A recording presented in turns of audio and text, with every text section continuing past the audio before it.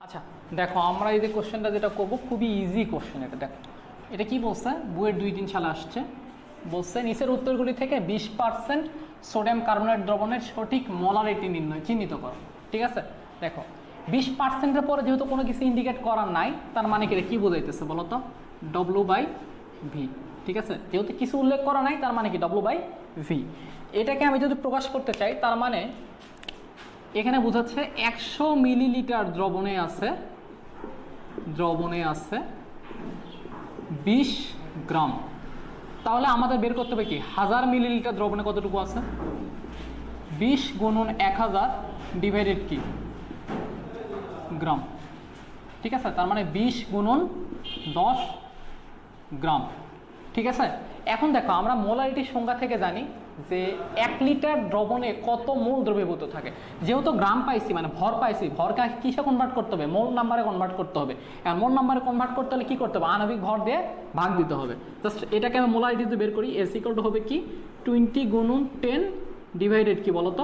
এটা আণবিক ভর। তাহলে এটা আণবিক ভর কত দেখো, সোডিয়াম কার্বনেটের 23 × 2 প্লাস 12 প্লাস কি 48, তার মানে 106। এটা হবে কি বলতো? 20 গুণন 10 ডিভাইডেড কি বলতো 106। এটাকে যদি ক্যালকুলেশন করো যেটা পাবা সেটা হচ্ছে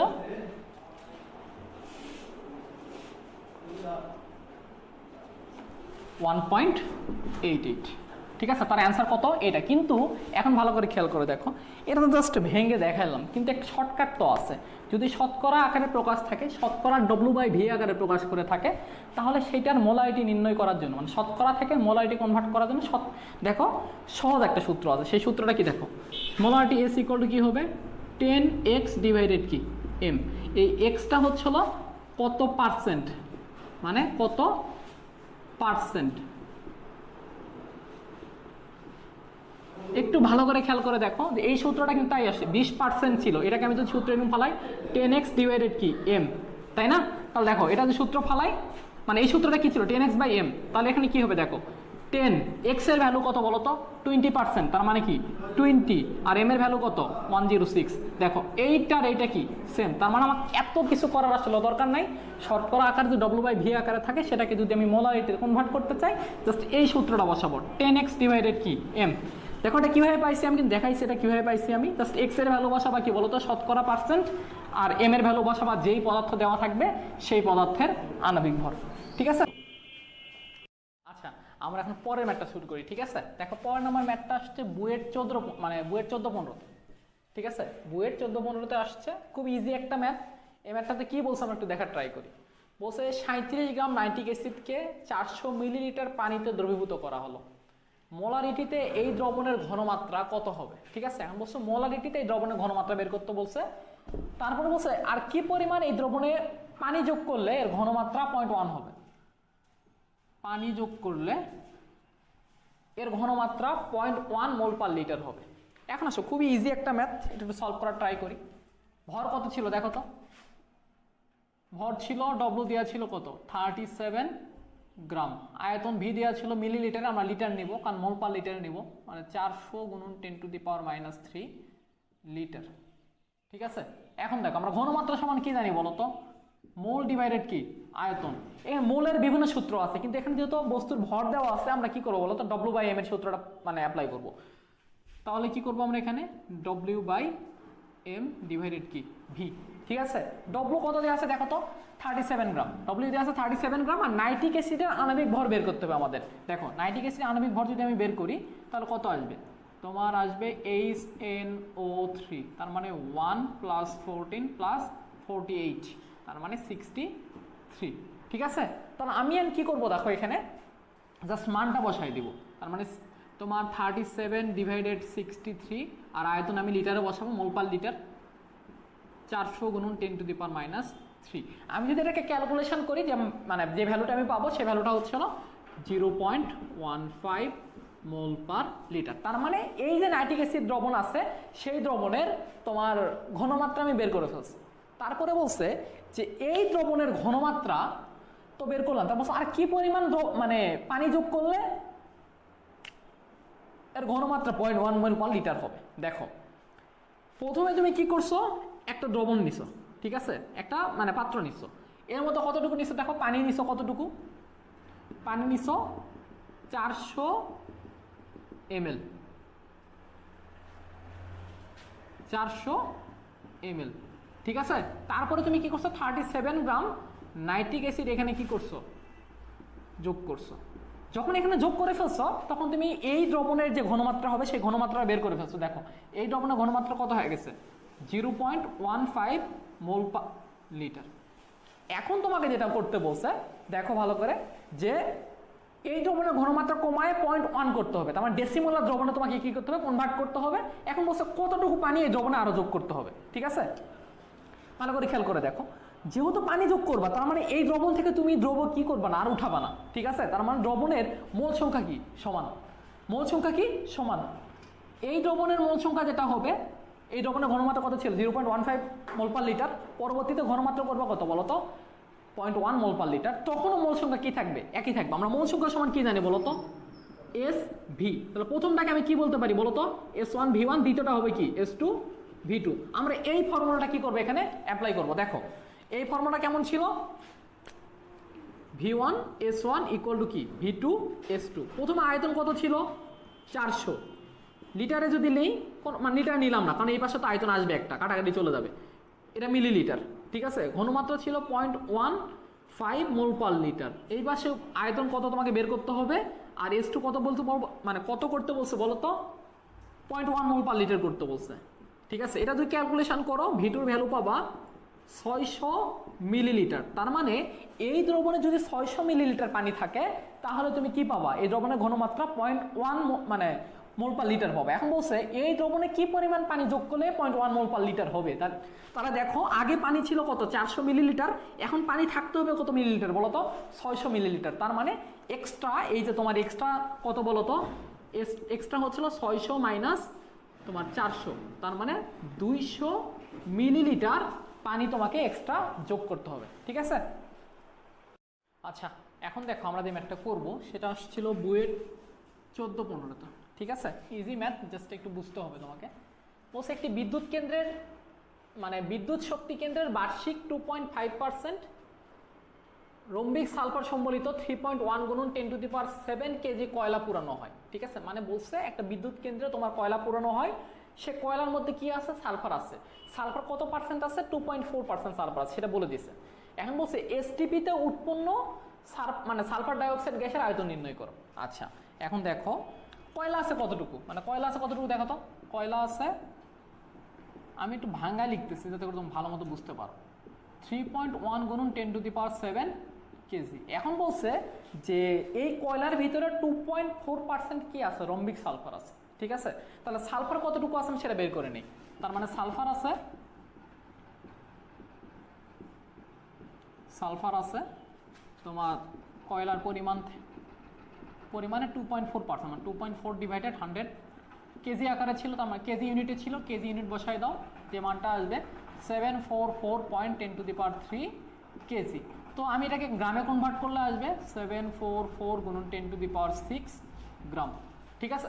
এখন দেখো যদি কয়লাকে পোড়াও তার মানে সাথে সাথে কি পুড়বে বলো তো, সালফারটাও পুড়বে। তাহলে কি হবে দেখো, সালফার যদি পোড়ে তার মানে অক্সিজেনের সাথে রিয়াকশন করে কি তৈরি হবে, সালফার ডাইঅক্সাইড তৈরি হবে।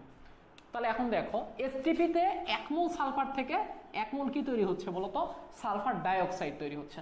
সালফার আণবিক ভর কত একটু আমরা দেখি, 32। তার মানে 32 গ্রাম সালফার থেকে তৈরি হচ্ছিল 22.4 লিটার সালফার, ঠিক আছে। তাহলে এখন দেখো আমরা সালফার ছিল কতটুকু ওই কয়লার ভিতরে, এইটুকু। তাহলে এতটুকু থেকে কতটুকু সালফার ডাইঅক্সাইড তৈরি হবে সেটা আমাকে বের করতে হবে। দেখো 32 গ্রাম থেকে তৈরি হয় এত লিটার, তাহলে তোমার এত গ্রাম থেকে 744 গুণন 10⁶ গ্রাম থেকে তৈরি হবে 22.4 ইন্টু 744 গুণন 10⁶ লিটার। এটাকে যদি আমি ক্যালকুলেশন করি তাহলে যে ভ্যালুটা আসবে,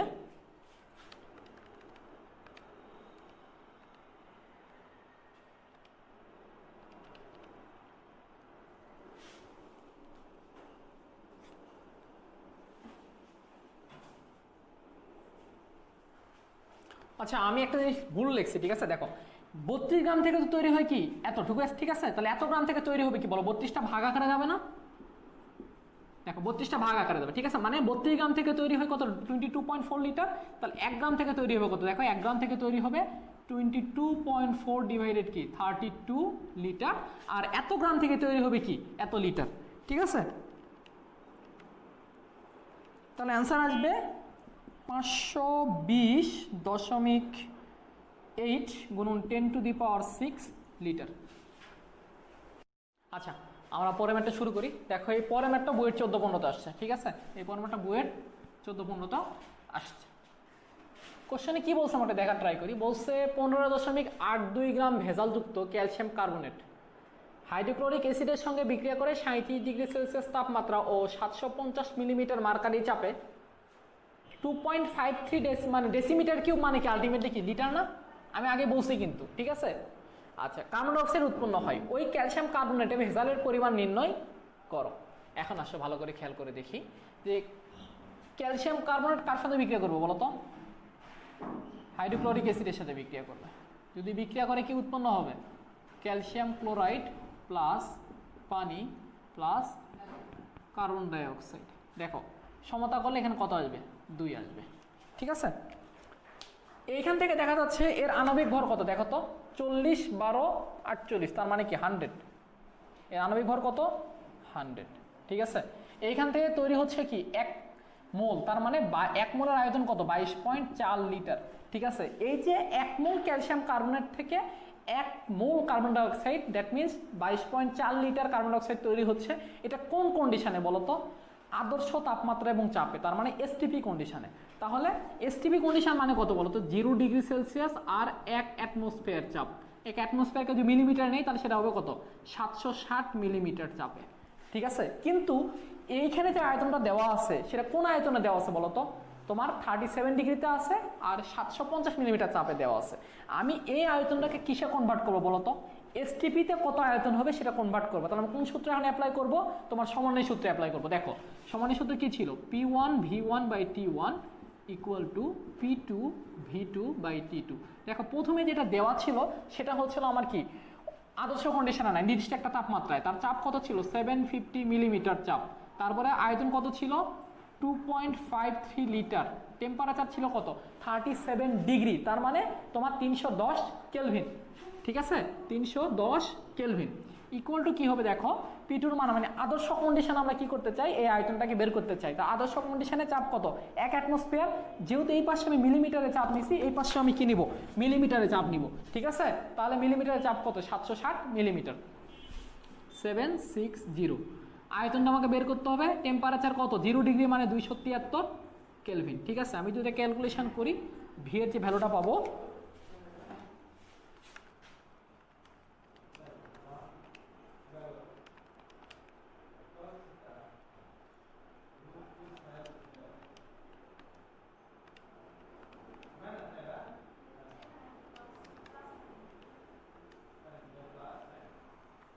দেখো এটা যদি মানে ক্যালকুলেশন করি আসে 2.198 লিটার।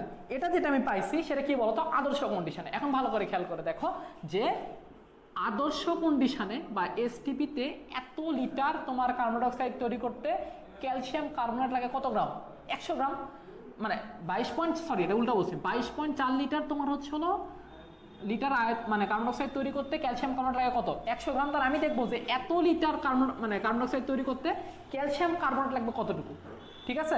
তাহলে দেখো 22.4 লিটার তৈরি করতে ক্যালসিয়াম কার্বনেট লাগে কত গ্রাম 100 গ্রাম, ঠিক আছে। তাহলে তোমার 2.198 লিটার তৈরি করতে তোমার ক্যালসিয়াম কার্বনেট লাগবে 100 গুণন 2.198 ডিভাইডেড 22.4 গ্রাম, ঠিক আছে। আচ্ছা দেখো এটা ক্যালকুলেশন যদি করি তাহলে আসবে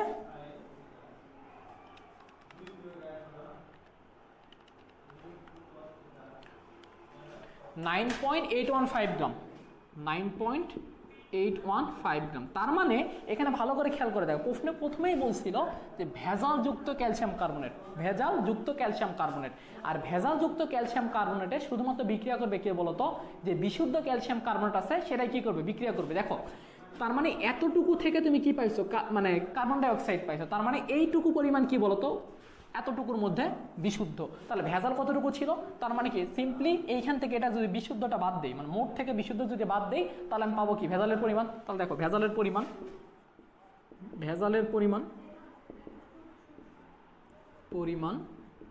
ইকুয়াল টু কি 15.82 মাইনাস 9.815। ঠিক আছে, এটা যদি ক্যালকুলেশন করি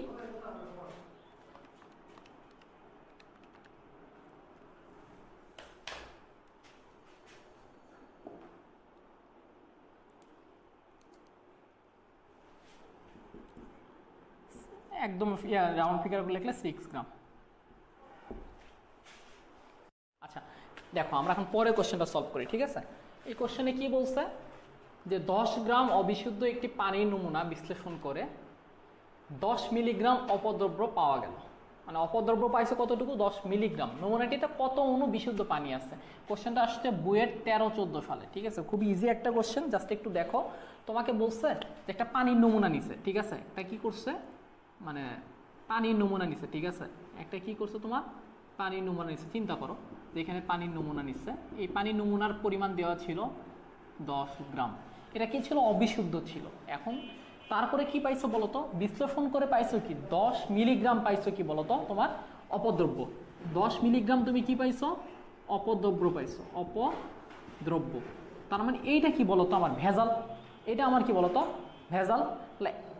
এখন আমাকে কি করতে, বিশুদ্ধ পানির অণুটা কি করতে হবে, বের করে নিতে হবে। ঠিক আছে, বিশুদ্ধ পানি বের করতে হবে। তাহলে বিশুদ্ধ পানি কতটুকু থাকবে, বিশুদ্ধ পানি কতটুকু, বিশুদ্ধ পানি হবে এই যে মোট নমুনার থেকে তুমি ভেজালটা বাদ দিয়ে দিবা। এটা 10 গ্রাম, 10 মিলিগ্রাম, মিলিগ্রাম গ্রামে নিলে 10⁻³ দিয়ে গুণ মানে 1000 দিয়ে ভাগ করে দেবো, আসবে কত 9.99 গ্রাম। ঠিক আছে, যেহেতু অণুর সংখ্যা বের করতে বলছে, আমি আগে কি করছিলাম, অণুর সংখ্যা বের করার সময় প্রথমে যে কাজটা করছি মোল সংখ্যা বের করছি। তাহলে পানির মোল সংখ্যা বের করি আমি এখন।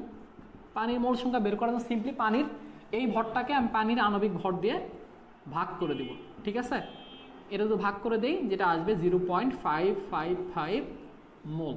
এখন দেখো মোল থেকে অণুর সংখ্যা যদি বের করতে চাই, তাহলে জাস্ট কি করে দেবো, সিম্পলি অণুর সংখ্যা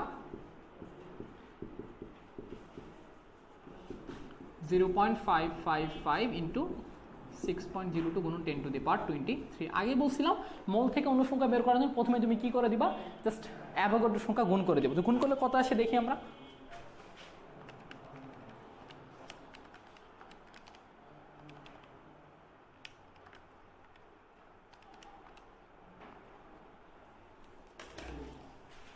সেটা আসবে 3.34 গুণন 10⁻23। খুব ইজি একটা কোশ্চেন। দেখো বুয়েট 13-14 সালে এসেছিল, এইটুকু কোশ্চেন করলে তুমি কত পাবা, 10 মার্ক পাবা।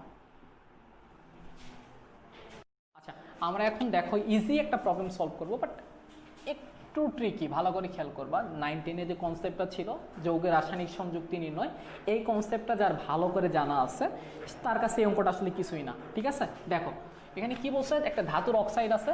একটা ধাতুর কয়টা অক্সাইড আছে বলতো, 2টা অক্সাইড আছে। এখন বলছে এই অক্সাইডে অক্সিজেনের সংযুক্তি একটাতে 27.6, একটাতে কত 30%।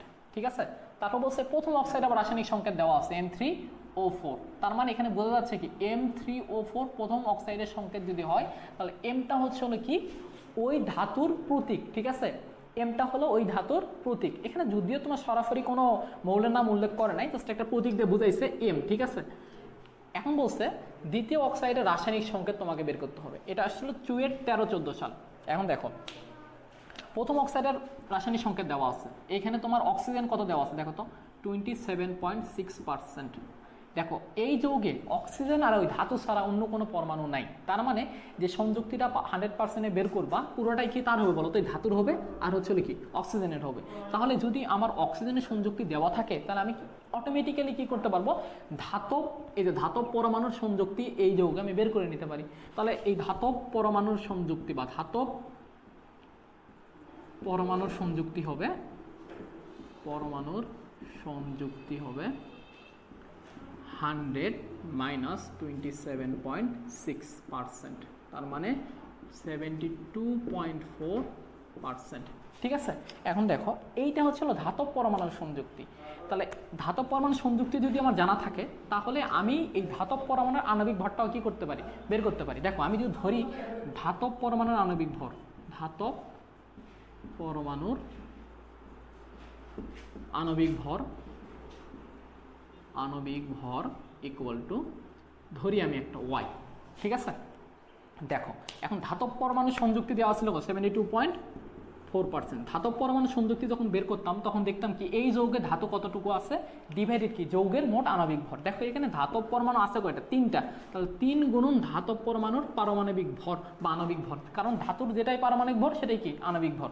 ঠিক আছে, ডিভাইডেড কি মোট ভর। ঠিক আছে, 3টা আছে ধাতু প্লাস 4টা অক্সিজেন, তাহলে 16 গুণন 4, 72.4%। ঠিক আছে, তার মানে 72.4 ডিভাইডেড কি 100 ইকুয়াল টু কি 3y ডিভাইডেড 3y প্লাস 64। এটাকে আমি সলিউশন করি তাহলে y এর ভ্যালু আসে 55.96।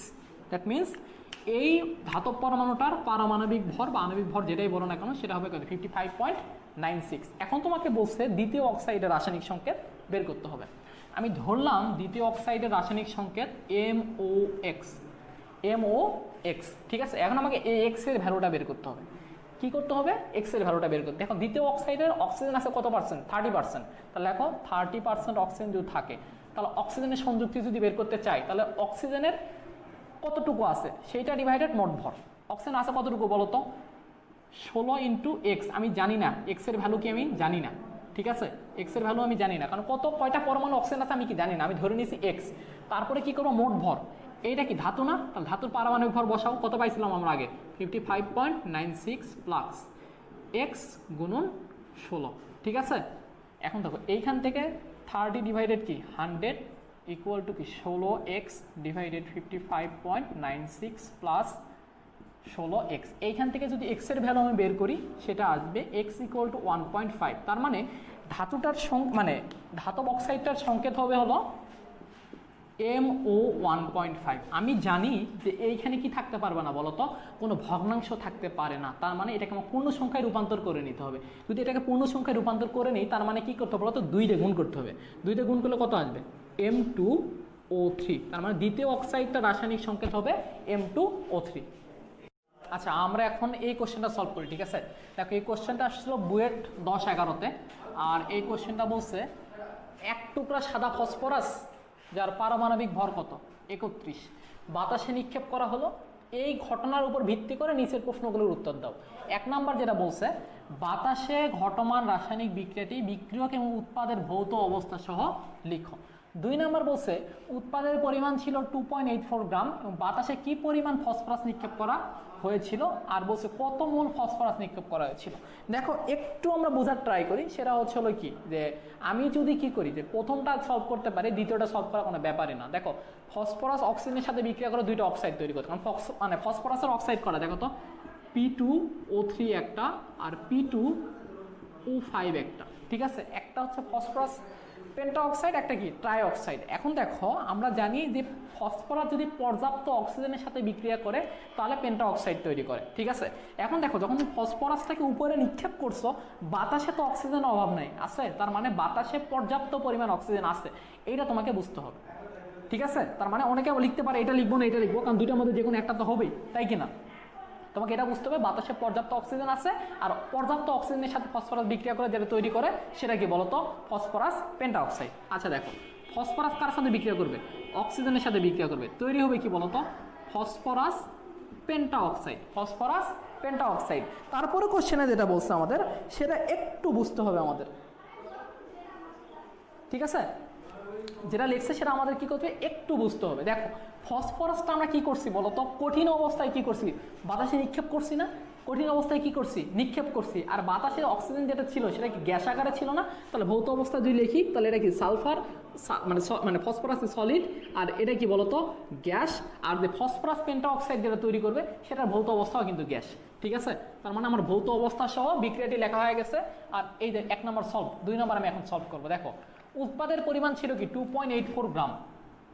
ঠিক আছে, তাহলে দেখো এটা বিক্রিয়ক ছিল, তার এটার পারমাণবিক ভর কত 31, আর এটা কত বলতো 31 গুণন 2 যোগ 16 গুণন 5, 5 80 আর 62। ঠিক আছে, তাহলে কত হয় দেখি আমরা, 142। একটু ভালো করে বোঝো যে 142 গ্রাম ফসফরাস পেন্টাঅক্সাইড তৈরি হয় 31 গ্রাম ফসফরাস থেকে, কিন্তু উৎপাদ এখানে পাইছো কতটুকু বলো তো? 2.84 গ্রাম। দেখো 142 গ্রাম উৎপাদ পাওয়া যায় হচ্ছে হলো 31 গ্রাম ফসফরাস থেকে, তাহলে এখন কি একে কত? 31/142 গ্রাম, তারপরে কি 2.84 উৎপাদ পাইছো, তার মানে 2.84 তোমার হচ্ছে উৎপাদ পেতে ফসফরাস লাগবে 31 গুণন 2.84 ডিভাইডেড কি বলতো 142 গ্রাম। এটা যদি আমি ক্যালকুলেশন করি যেটা আসবে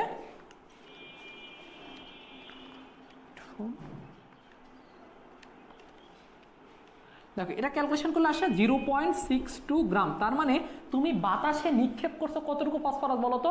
0.62 গ্রাম। তাহলে বাতাসে নিক্ষেপ করা হয়েছে 0.62 গ্রাম, তারপরে বলছে কত মোল নিক্ষেপ করছো, তার মানে মোল মানে বের করার জন্য তুমি কি করবা? জাস্ট আণবিক ভর দিয়ে ভাগ করে দিবা। তাহলে মোল সংখ্যা n = 0.62 ডিভাইডেড কি 31, তার মানে 0.02 মোল।